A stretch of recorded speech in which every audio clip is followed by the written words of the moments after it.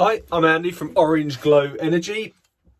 There's going to be a lot of decorating going on, isn't there, at the moment, in these unprecedented times. So I thought a good opportunity to give a quick chat about draining your radiator down so that you can take it off to paint behind it if that is the way you are inclined. I tend to get a small roller and go down the back, but that's just me. Anyway, rather than me draining radiator down, take 30 minutes to film it, this is going to be a quick talk through my normal style in the office in the comfort of my surroundings. So, radiator has two valves. One end you'll have the TRV, the other end you'll have the lock shield, or you'll have two lock shields. You won't have two TRVs. Okay, by just turning the TRV off is not enough. It could let by and make your carpet mucky. So we remove the TRV head. We replace it with the decorator's cap. Great name. So turn that off in the off position. Other end, lock shield valve. Pop the cap off and we're going to go righty-tighty. Famous old saying, righty-tighty, lefty-loosey. Righty-tighty, we're going to go clockwise to turn it off. So that's the lock shield valve. Adjustable spanners are better, but I only keep a set of grips in the office. So as I say, clockwise, righty-tighty, turn that off.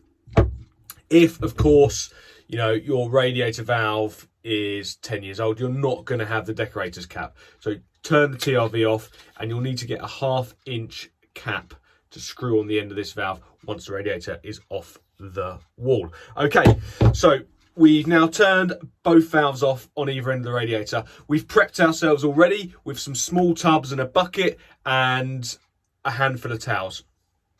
And our radiator key, trusted radiator key. So now both valves are off. We take our towel and our vent key, go to the vent on the top of the radiator, open the vent. You're going to get water coming out. There's going to be some pressure in the system, so that water will come out, last a few seconds, 10 seconds maybe.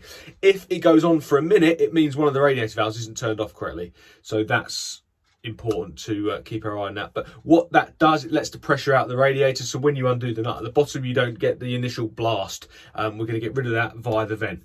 So now you've released the vent and the pressure through the vent, turn that back off again. We're now going to pay our attentions back to the nut between the radiator and the valve itself. Undo that nut, but before you're undoing it, you're putting your towels down and your small pot. Put your small pot underneath it and have the bucket to hand. So you're now going to undo the nut, same principle, righty-tighty, lefty-loosey. As you undo it, you're going to, my technique normally is just to pull the valve slightly. Undo the nut slightly, pull the valve. Undo it a bit more, pull the valve. And that way you're going to get the water coming out. Once you've done this, reopen the vent, allowing air in to push the water out. Capture the water in your pot, pour it into the bucket. Now be patient, okay? It seems like it takes forever, but it won't. And you'll only get 3, 4, 5, 6 litres out, not normally 20 litres. In the profession, we have aquavacs, wet vacs, wet hoovers. So basically when we open that nut, we can just stick our hoover under it, which is capable of sucking up water, hoover all the water out, and that's nice and easy. If you have one of those, use that. If not, use the method I suggested.